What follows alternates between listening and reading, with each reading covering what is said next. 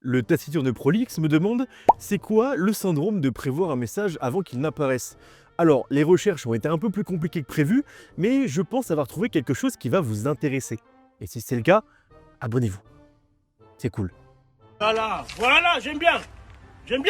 En fait, on est dans l'hypothèse où tu pressens un message, tu sens que quelque chose arrive, et bim, tu regardes ton téléphone, et c'est le cas.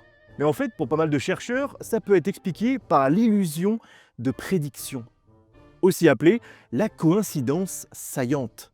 Et je t'explique ça tout de suite. En fait, plusieurs fois par jour, tu regardes ton téléphone, et les fois où rien ne se passe, tu oublies.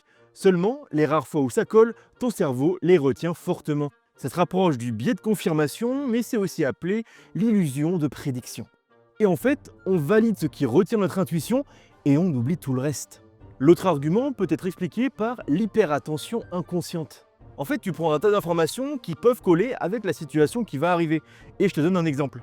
Pendant plusieurs semaines, tu parles avec quelqu'un et tu vois que cette personne qui finit vers 18h, quand elle arrive chez elle vers 19h, elle t'envoie un message. Ton cerveau va traiter en arrière-plan cette information et t'envoyer une intuition. Et en fait, quand ça va arriver, tu seras même pas surpris, tu l'auras pressenti. En fait, ce qui est incroyable, c'est que notre cerveau, c'est une machine à repérer des motifs. Il anticipe en permanence, même sans que tu t'en rendes compte. Donc si une personne t'écrit régulièrement, ou si ton corps capte des indices comme un bruit ou une habitude, ton cerveau devance l'info.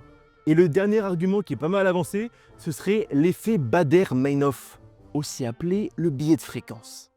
Tu as déjà dû te dire, dès que j'y pense, ça arrive.